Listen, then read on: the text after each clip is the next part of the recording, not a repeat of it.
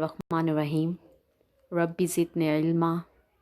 My Lord, increase me in knowledge. Assalamu alaikum students. Today we are going to start Unit 10, Trade. That's our first lesson of geography. So, the very first thing that we need to know, what is trade? Trade is basically the exchange of goods and services between different areas. Different areas may be different countries or maybe different areas within country. Like area A is very good in the production of different goods. These goods may be agriculture products, industrial product, minerals, maybe primary products or manufactured product. So area A is providing all these goods or products to area B that is not producing these goods. So area A is not only providing the goods, but it is also providing the services. And area B is buying these goods and services. So there is an exchange of goods and services between area A and area B. As a result, both areas are getting benefit. Like area B that is not producing these goods, so area B is getting these goods to fulfill their needs, and area A is getting monetary benefit, capital. So there is an exchange of the goods and services between area A and B, so that will be called trade. Okay, so trade can be of two types: internal trade, foreign trade. I make the difference between these two types of the trade clear with the help of example. Internal trade is within country, between different areas. Like, as you know that Punjab is having 5 river, fertile soil. So it is a hub of agriculture activities. A lot of the crops are produced here, like cotton, rice, wheat, sugarcane. So these agriculture products are transported, or they are supplied and provided to the other areas that are not producing agriculture products, like KPK, like Balochistan or Sindh or Gilgit-Baltistan. So these agriculture products are provided from one area to another area within country. Another example is, as we know that steel industry is working in Karachi. So this steel is provided to Sialkot, where the surgical instruments are manufactured. So the raw material is transported from Karachi to Sialkot. So this transportation and supply is within country. So that is called internal trade. But in foreign trade, the country provide the manufactured product or primary product to other country, maybe by land route, by sea route, or by air route. So this is a major difference between internal trade and foreign trade. Now, we need to know, how do we benefit from trade? What are the benefits of trade? This is a main point of today's lesson. So inshallah, we will learn about the benefits of trade with the help of the various examples. This flow chart is showing basically the benefits of trade, a lot of the benefits of trade. Obviously, we are having like utilization of domestic resources, employment opportunities are created, information technology is transferred, value-added products are produced, economies of scale, and there's a rise in GNP, gross national production. Industrialization is promoted, and specialization of production. Now, one by one, we will discuss all these benefits with the help of example. The very first benefit of trade is the utilization of domestic resources for export. Obviously, if we talk about Pakistan, Pakistan has to export cotton. So in order to export cotton, we are producing cotton, and usually the country make effort to utilize those resources which are present within country. Domestic resources mean the resources that are present within country, because when we are exporting anything and we are utilizing those resources which are already present within country, so country gets more economic benefit. So in order to boost up trade, in order to boost up industrialization, or in order to make more and more products in country, this is a preference of a country to utilize the resources that are present within country. These resources may be agriculture products, livestock, metallic and non-metallic minerals, or maybe those products which are manufactured within country by country's own resources. So these these resources are present within country. I give you an example. This green color is showing the major growing areas for cotton. As you know that Pakistan is a very good exporter of cotton. So we are doing the trade of cotton. We are exporting cotton. And this green area is showing all the region where the cotton is being grown. But as we know that the demand of Pakistani cotton is increasing day by day. So we have utilized the land resource in Balochistan. This red spot is showing the location of Lespela plain, where we have started growing cotton in order to cope up with the rising demand of Pakistani cotton. So now what we are doing, we are utilizing our resource, the resource of land that is present within country, because a trade is increasing. So in order to cope up with the rising demand, Pakistan is utilizing the land resource like Lespela where the cotton is being grown, so that we can cope up with the rising demand. So this is called the utilization of resources. If there isn't any trade, we won't focus on the growth of more and more cotton, and maybe we may not focus on the utilization of the resources which are present within country, and obviously they will be left unutilized. So this red Lespela plain is being recently used for the growth of cotton, because Pakistan is a very good exporter of cotton.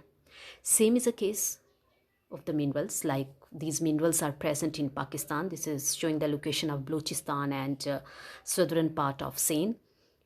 Many minerals are present here like copper, chromite, sulfur is there, gold, coal and iron.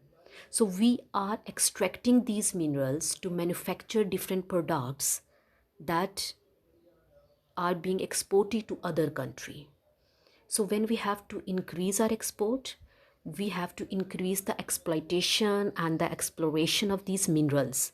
So it means that we are utilizing our domestic resources. We are using them to manufacture different products and in order to increase the trade. So we can say that trade play a vital role in making the country to make use of those resources which are already present within country. The second important benefit of trade is production of value-added products. Value-added products mean the products that are of high value and that give more economic benefit. Okay, I make this point clear with the help of example. First, Pakistan was exporting raw cotton, as we are growing cotton in Punjab, in Balochistan and even in Sindh. So we were exporting only raw cotton, but this raw cotton was not giving so much benefit, not so much economic benefits, because raw cotton is not value-added product. So what we started doing, we started manufacturing cotton yarn. So this is a processed good. So we started exporting cotton yarn. We switched from raw cotton to cotton yarn. So it was giving us more economic benefit. Pakistan was earning more capital, more foreign exchange. But still, it was not enough. So we started the supply of ready-made garments. These ready-made garments were giving us more economic benefit. So in order to boost up our trade, we switched from raw cotton to ready-made garments. because ready-made garments are value-added product. They are giving us more economic benefit. So Pakistan started earning more foreign exchange and capital because of the export of these manufactured product, these ready-made garments. So in this way, Pakistan switched from raw cotton first to cotton yarn and then from cotton yarn to garments. This change was just because of trade, because Pakistan, as I have already told you, that Pakistan's cotton is of good quality and its demand is increasing with the pass of time. So Pakistan focused on earning more and more foreign exchange, and in order to earn more and more foreign exchange, it was very important to move towards the manufactured product, not just to rely on raw cotton. So this change was possible just because of trade. So we can say that Pakistan started manufacturing value-added product. The third important benefit is employment. Obviously, because of trade, more and more industries were made, and still industrial process is going on within country in the different areas of Pakistan. So because of the development of the industries, the labor is required, and we can say that skilled and unskilled labor both are required in for the industrial process.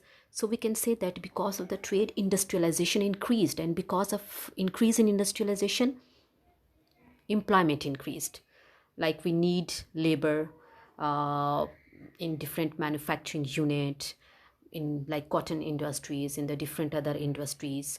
We need both skilled and unskilled labor for the manufacturing of different products. Not only for the manufacturing of different products, but we also need labor for the packaging of these industrial products, and at the end we also need labor for the transportation of these industrial products, or maybe agriculture product. This transportation may be by land route, by air route, or by sea route. So labor is required for all these processes, for the manufacturing, for transportation, and even for the growth of agriculture product. So when we are increasing trade, it means we are increasing employment opportunities in country. That's why, Pakistani government is usually focusing on the industrialization, on foreign investment, so that more and more industries may be developed within country. And because of the development of these industries, the employment opportunities will increase, so unemployment will decrease. Now, as you know that Lahore is a highly populated city in Punjab, and Karachi is a highly populated city, not only in Sindh but obviously in all over Pakistan. So this dark blue color is basically showing that much labor force is involved in industrial activity, because Karachi is a hub of industrial activity. We know that there's a Kimari port that is very important for export and import of different goods and services even. So a lot of the people are involved in industrial activities. So industrial activities are trade activities. We can say that is very important for the employment of the people living in Karachi and in nearby areas. So when these industries will improve, in order to boost up trade, so employment opportunities will be there. Okay, another important benefit of trade is the flow of capital in information technology. Obviously, when the country will export the different things, as Pakistan is exporting leather, rugs, carpet, and also the handicrafts, raw cotton, cotton yarn, fruits, vegetable. So when Pakistan is exporting all these goods, Pakistan is earning capital. And there is also an inflow of information technology in order to improve the production, the standard of production, and in order to improve the industrialization. Pakistan is basically importing information technology. So this information technology is playing a vital role in improving the standard of these manufactured products. So and it is only possible because of trade. So because of trade, Pakistan is importing information technology, which is consequently improving the standard of these manufactured product, and this is only possible because of trade. Another one important benefit of trade is industrialization. Obviously, industries are required to manufacture different products. Like in Pakistan, there are fertilizer industries, steel industries there, cotton textile industries, sports good industries there, cement industries are working in Pakistan. So when Pakistan has to import or export the different things, so we need to develop the different industries. As Pakistan export share, 60% share is of cotton textile industry. So in order to improve these cotton textile industries product, more and more industries are being developed in Pakistan. Like you can see this map of Pakistan. This red spot is basically showing the cotton textile industries. With the passage of time, all these industries have been developed. As you can see that a lot of the industries are working in Punjab, also in Sindh, even in Balochistan and KPK, because Pakistan is exporting 60% of its cotton to European countries. So the number of industries is increasing with the passage of time, and this is only possible because a trade or export of cotton is increasing with the passage of time. Then another important benefit of trade is import of industrial raw material and machinery. As you know that Pakistan is not producing each and every raw material for the smooth working of industries. Pakistan has to import machinery, petroleum, and even some agriculture product we have to import. And this is not only the case with Pakistan. All the countries in the world, they are not producing each and every product, so they need to import these products from other country, and this import is only possible because of trade. Import fulfill our needs of those products which are not being produced within country. So we need to import these products from the other country to manufacture different products. Sometimes that may be consumer goods, sometimes that may be machinery or raw material, minerals, petroleum. So all these things we need to import because we have to manufacture different products within country, and this import is only possible because of trade. So the import of industrial raw material and machinery is only possible because of trade, as we are importing oil, and we are also importing machinery from USA. So all these things we are importing, and this import is only possible because of trade.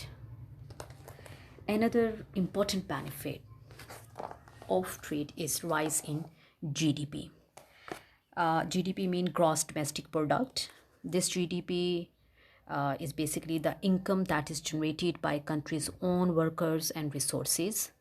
So when we are developing and establishing different industries, we are producing different things. So obviously the income is generated. This income is generated by exporting these manufactured products. So we can say that there will be the rise in GDP. If the country is not exporting anything, and if the country is even not importing anything to manufacture different products or to fulfill our need, so obviously there won't be any rise in GDP, and the country have to face a lot of economic setback. So because of trade, there is a rise in gross domestic product, mean more and more income is generated by country's own worker, by country's own resources that are utilized in different industries. So we can see that here this is a graph which is beautifully depicting the fact about the rise in GDP because of industrialization. In 2010, there is less than 200 GDP in Pakistan, but with the passage of time this GDP is increasing. just because of industrialization in Pakistan, because more and more income is being generated because of industrialization, and this industrialization is just the result of trade because we have to export many goods. So this graph is clearly showing the picture of rising GDP just because of industrialization. So we have seen that there are a lot of the benefits of trade. We have seen that countries start manufacturing value-added product, employment opportunities are created, then there's an inflow of information technology, and also there is an import of the different required raw material for industrialization. Now, the last thing that we need to know is the major exports and imports of Pakistan.